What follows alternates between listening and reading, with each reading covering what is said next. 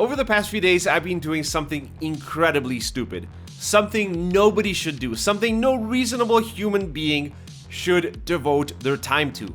But fortunately for you guys, I did, and I'm going to tell you all about it. But before that, you know what's not dumb? Checking out shopsfast.com, a place where you can find amazing deals from a wide variety of products. Shop as Fast handpicks the best offers online, which means you don't have to sort through 20 pages of results to get what you need.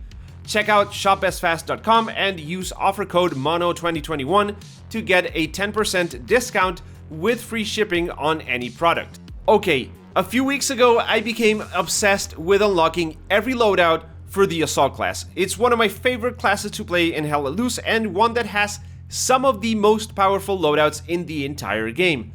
The problem is, most of the time I play squad leader, so leveling up the Assault class was proving to be quite a challenge for two reasons. One, the amount of times I actually get to play Assault is quite low, and second, because even doing really well in a match, like this one that I showed in a previous video where I got 69 kills and a decent amount of structures destroyed, even in a match like that, you get a laughably small amount of XP. This was before update 9, by the way, so I have no idea how it is now, though judging by the patch notes, nothing has really changed.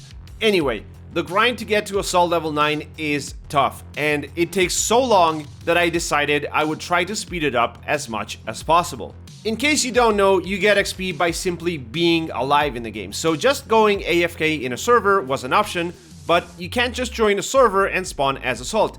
You need someone to go squad leader for you to be able to pick a different loadout, which means you need at least 2 accounts.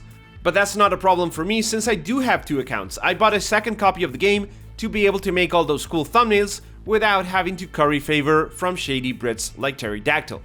So with my 2 accounts and 2 PCs ready, I got to work trying to find out the best way to grind XP. The first idea I had was to build an AT gun and drive vehicles over to it using my alt account on the enemy team, then blowing them up with my main account while using the gun as Assault. This is very effective because you get a ton of XP from blowing up vehicles, but it does require you to be actively playing and paying attention to the game at all times. So I tried something different. I started to build things. I built everything, and it led me down a dark path of optimizing the build process as much as possible. At first I would drop 2 full sets of blueprints by going as engineer on both accounts, and then I would drive the supply truck back and forth using my alt account while my main account was hammering away with the Assault class. Building stuff gives you a lot of experience, roughly 1 XP for every supply you use. So if you're using 100 supplies, you get 100 XP. So it's actually a really good way to earn a lot of experience. Now, I'm guessing a lot of people don't know this, but if you start hammering and hold tab, then let go of the mouse, you will keep on hammering. I don't know whether this is intentional or not, but thank God this is a thing, because that means you don't have to really be paying attention to what you're doing. You can just hammer away and alt tab to something else. However, I still needed to drive the supply truck back and forth, which meant I couldn't really go AFK all that much. I knew I could take things further, so I did. So here's what I ended up with after days of optimizing the entire process. First, I spawn a squad leader with my main account and drive a supply truck to a suitable location that's not too far away and that's easy to get to by driving straight. The reason for this is because while I'm doing this, and I mean while I'm pressing W to drive the truck, I would spawn as commander in my second account and spawn another truck, then hit redeploy. Once I reach the location with the truck, I drop an OP and also redeploy. Then I spawn with my second account at the OP as engineer, drop the blueprints while I spawn back at the base with my main account to drive another truck back to the construction site. While driving, I'm dropping the blueprints with my alt account, and once all blueprints are down, I redeploy as commander once again on that alt account to start dropping air supplies while I redeploy with my main account to also spawn as engineer and drop another set of blueprints. And yes, this means nodes, barbed wire, hedgehogs, barricades, bunkers, everything. After this initial setup, with both accounts going as engineer and all the blueprints down, it's hammer time, which means going as assault to build absolutely everything, all the while using the second account as commander to keep spawning and driving trucks and airdropping supplies. Spawning trucks and driving to the point means you don't waste time driving the trucks back to the base, which means even less involvement with the actual game. For the hammering, the best thing is to start with the stuff that takes the longest to build, like the barracks and barricades, since as these take longer, they will free up more time to actually drive the trucks during this initial setup. You also want to fully upgrade every structure before moving to something else, as this will minimize the amount of time you need to move or touch the game at all. As you can see, I pretty much turned this into a science, and for almost an entire week, this process dominated my entire schedule. I would hammer away while watching a movie on my second monitor. I was hammering while playing World of Tanks Blitz on the background. The last video I edited, I had Hella Loose running in the background with my assault dude hammering while I was editing and rendering that video. In fact, I was even hammering when I started writing the audio for this video.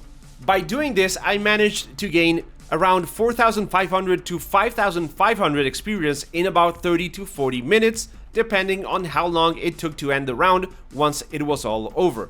At first, I drove the truck to capture the points, but then I optimized this as well and started using airheads with my alt account to cap the sectors once I had all the supplies down. The goal is to end the match as fast as possible as soon as you're done building everything, so you can get started right away on a different map. Now, I realize this isn't a normal thing to do. I became obsessed with the whole thing. Every now and then, I would catch a glimpse from my second account staring at me with this blank, inhuman stare. A judging look, watching as I throw my life away, hoping I would let it go, but I would not be swayed. I would try to avoid the eye contact, telling myself, I'm doing this for the channel, I'm not crazy. This is work stuff, right? Now, this whole thing, the building, the alt-tabbing, the one-handed truck driving while you're doing something with the other mouse on the other computer, this whole thing, you don't actually need to do this if you want to level up your classes. You can just go AFK if you want and get a bunch of XP with absolutely minimal involvement. But there is a trick to getting even more XP while going AFK. Here's how you do it. Get a supply truck and just drive against a wall or something that will stop the truck, but keep pressing W. You'll notice that you're still revving the engine. Now press M to look at the map and Alt-Tab out of the game while you're still holding W. This will gain you points for driving the truck and defensive points for being in your territory. It seems like you get more XP by doing this while in enemy territory, which is what I did. But to be honest, I haven't even tested if you get the same amount by just being inside the truck or actually holding W with this method. But hey, maybe someone has or will and can post a comment on whether it actually makes a difference or not. So that's it, guys. That's how I finally leveled up my assault class to level 9. And it's what I might do to level up the other classes like the rifleman, which I don't usually ever get to play with. However, the assault class is definitely the worst offender here, since most other loadouts are locked at level 3. No other class has a loadout that's locked to level 9. Hopefully this progression system is revamped in a later update, because update 9 didn't really change anything except giving the engineer more gain for nodes, and right now getting to unlock that radar level 9 loadout for the assault is really a massive undertaking. But what you get in return is very much worth it, which again, I don't think that should be the case, but whatever. Alright, that's gonna be it for today. Hopefully you enjoyed learning the lengths to which I'm willing to go to unlock stuff like this, and picked up a few tips if you want to descend into this madness yourself. As always, thank you for watching, and I hope I will catch you in the next one.